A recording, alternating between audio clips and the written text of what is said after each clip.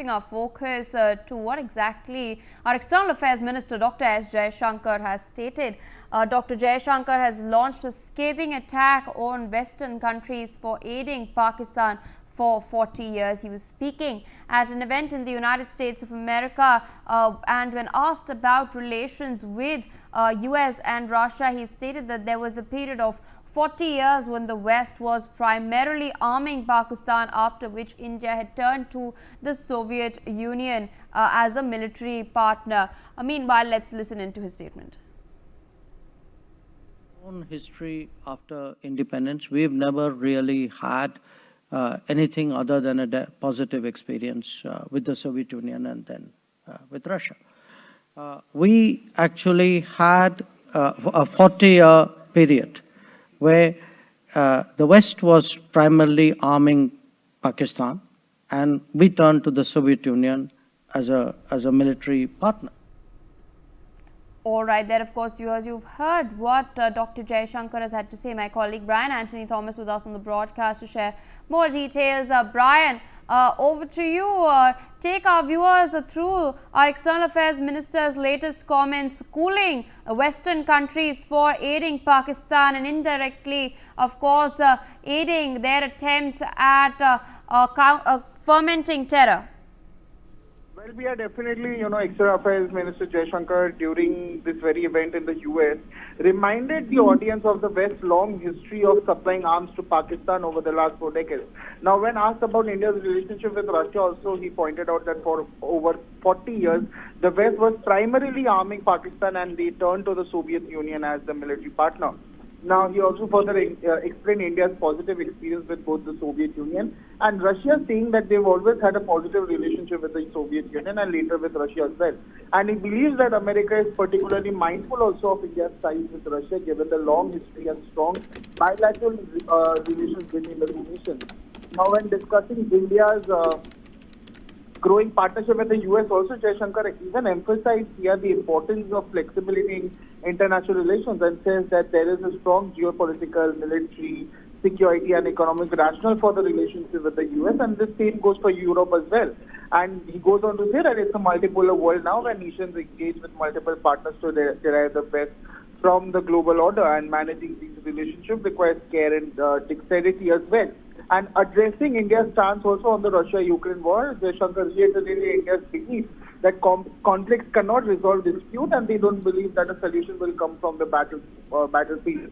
And shared that India has been engaging with both Russia and Ukrainian government in an attempt to facilitate dialogue, and they don't have a peace plan, nor are they suggesting one. But their goal, he goes on to say that their goal, or the government's goal, is to explore whether they can help hasten the east of the end of the conflict by fostering serious negotiation with the two sides.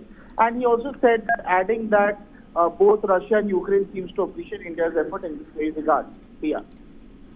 Indeed, we've seen the External Affairs Minister's comments that have in fact come in light of India navigating its role in a multipolar world in establishing regional stability and importance of global partnerships and balancing these global partnerships, particularly the Quad as well as the BRICS. We are in fact deepening ties with the United States of America. Prime Minister Modi has in fact just visited the US. He's met with several whether the Quad leaders or even the business CEOs over there. We've of course also maintained our close ties with Russia. The Prime Minister was in Russia back in July itself. He'd met with President Putin, and following that, the External Affairs Minister in fact, our NSA also went to Russia. Meanwhile, Dr Jaishankar, of course, calling out the West on its double standards as far as its lens on India's relationship with Russia is concerned. In particular, the West has always cast its aspersions with regards to this. Meanwhile, India, of course, maintaining a balance, being a Vishwamitra, and Dr Jaishankar has called out the West in particular for arming Pakistan. We all know in Pakistan, it's the military establishment at the end of the day that calls the shots over there.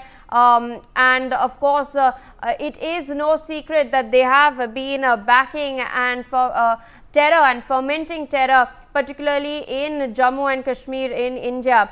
So, of course, he's called that out. He's called out the United States, of course, sending military aid to Pakistan despite Pakistan still being under the FATF's lens and scrutiny at this point of time.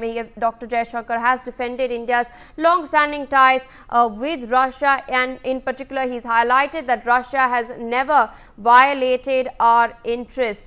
He's of course stated this during a multilateral panel discussion on multilateralism at the MSCs. He reaffirmed India's stand to buy Russian oil despite sanctions being placed on Russia. Russia is of course being put under sanctions by the United States of America after the war with Ukraine had broken out in February 2022.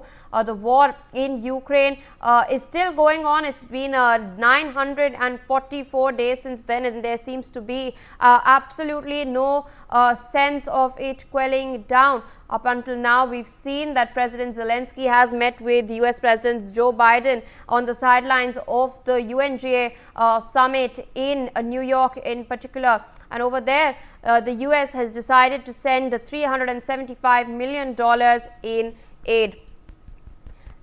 Alright, so that is all that we are tracking for all of you viewers. We will track further developments from across the country and the world. Meanwhile, we're slipping into a quick short break.